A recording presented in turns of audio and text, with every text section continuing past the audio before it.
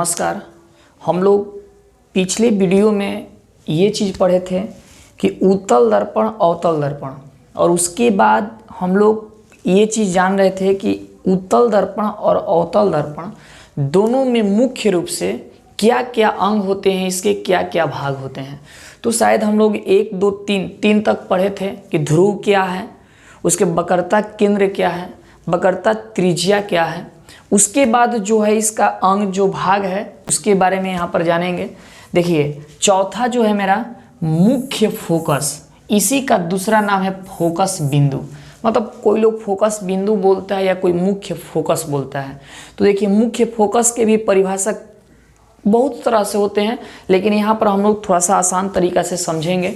देखिए यहाँ पर बोला है कि गोलीय दर्पण के, क्योंकि हम जानते हैं कि उत्तल दर्पण या अवतल दर्पण है वह एक खोखला कांच के गोला से ही बना है, तो इसलिए दोनों को हम एक साथ गोलीय दर्पण बोलते हैं। तो गोलीय दर्पण के ध्रुव और वक्रता केंद्र के बीच के दूरी के मध्य बिंदु को, मध्य मतलब बीच, यानी कि वक्रता यहाँ पर ध्रुव जो हुआ, ध्रुव P और वक्रता केंद्र C, दोनों की जो दूरी होगा उस दूरी को देखिए यहाँ पर दोनों में बताए हैं कि ये ध्रुव है P और वक्रता केंद्र C, ये दोनों के जो बीच का दूरी है, इसी दूरी के जो मध्य बिंदु होगा, मध्य मतलब बीच का जो बिंदु होगा, उसी बिंदु को हम फोकस बिंदु या मुख्य फोकस कहते हैं। ये दोनों दर्पण में देखिए वक्रता केंद्र C और ध्रुव P और इसके बीच का जो दूरी है, उस दूरी के ठीक जो मध्य बिंदु होगा, बीच में जो बिंदु होगा, उसी को हम फोकस बिंदु कहते हैं या मुख्य फोकस कहते हैं। आगे देखिए सबसे ये चीज़ को ध्यान देना है कि फोकस बिंदु को किससे सूचित करते हैं, तो F से, यानी कि कैपिटल F से, बड़ा F से सूचित करते हैं। इसमें बहुत ज़्यादा चीज़ को ध्यान रखना है कि किस नाम का क्या संकेत होता है। जैसे ध्रुव का संकेत P, वक्रता त्रिज्या के R, वक्रता केंद्र के C, उसी तरह फोकस बिंदु या मुख्य फोकस का जो संकेत होता है वह मेरा कैपिटल F होता है। अब उसके बाद देखिए फोकस दूरी, ये प्रकार के दूरी है, लेकिन ये कैसा दूरी है, तो फोकस दूरी।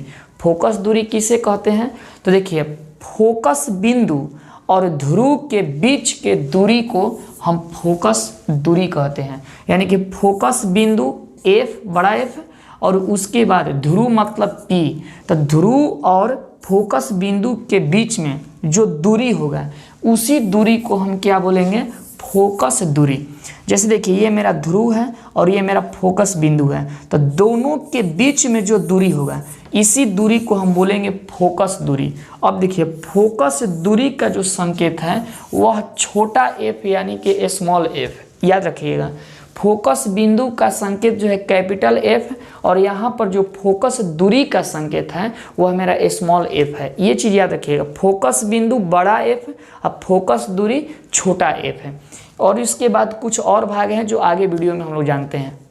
आगे देखते हैं, यहाँ पर छठा जो है मेरा वह प्रधान अक्ष या मुख्य अक्ष, यानी कि दर्पण का एक अंतिम भाग बोलिए, अंतिम इसका अंग बोलिए, जो जिसका नाम है मेरा प्रधान अक्ष या मुख्य अक्ष। मतलब वही बात है, मुख्य अक्ष बोलिए या प्रधान अक्ष बोलिए, दोनों एक ही होता है। देखिए ये क्या होता है, तो ये एक क्या बोले हैं कि गोलीय दर्पण के दोनों तरफ, क्योंकि दर्पण के दो हिस्सा होता है, एक परावर्तक सतह जिधर से हम देखते हैं किसी भी वस्तु के छाया को, प्रतिबिंब को, दूसरा जो होता है कलई किया हुआ भाग मतलब पेंट किया हुआ भाग। तो वही इसका दो भाग हो गया। तो वही बोला है कि दर्पण के दोनों तरफ अनंत तक जाने वाली, अनंत तक उसका लंबाई जो होगा कभी अंत नहीं होगा, उसका जो दूरी होगा कभी अंत ही नहीं होगा। तो अनंत तक जाने वाली, देखिए ये सबसे मस्त चीज़ कि काल्पनिक रेखा, काल्पनिक मतलब आभासी रेखा ना, रेखा जो दर्पण के ध्रुव P और वक्रता केंद्र C से होकर गुजरती है, उस रेखा को प्रधान या मुख्य अक्ष कहते हैं।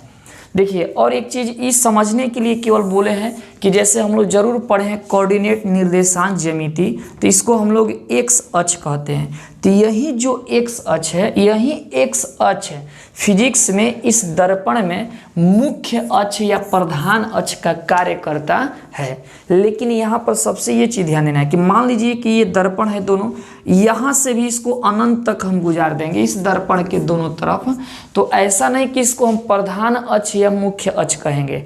ये प्रधान अक्ष या मुख्य अक्ष तभी कहलाएगा जब दर्पण के वक्रता केंद्र सी और ध्रुव P से होते हुए यह गुजरेगा, तभी इस काल्पनिक रेखा को हम प्रधान अक्ष या मुख्य अक्ष कहते हैं। यदि वह ध्रुव P मुख्य फोकस F वक्रता केंद्र C से होकर नहीं गुजरेगा तो इस रेखा को कभी भी हम लोग मुख्य अक्ष या प्रधान अक्ष नहीं कहेंगे। और ये भी चीज़ ध्यान देना है कि यह कैसा रेखा है, पूछेगा क्वेश्चन कि जो प्रधान अक्ष या मुख्य अक्ष होती है वह मेरा काल्पनिक रेखा होती है कि वास्तविक रेखा। तो काल्पनिक रेखा होती है, दर्पण के किस ओर होती है, तो दर्पण के दोनों तरफ होती है। कहाँ तक होती है, तो अनंत तक होती है। और ये कहाँ से होकर गुजरती है, तो ध्रुव P और वक्रता केंद्र C से होते हुए यह दर्पण के दोनों तरफ अनंत तक गुजरती है। धन्यवाद।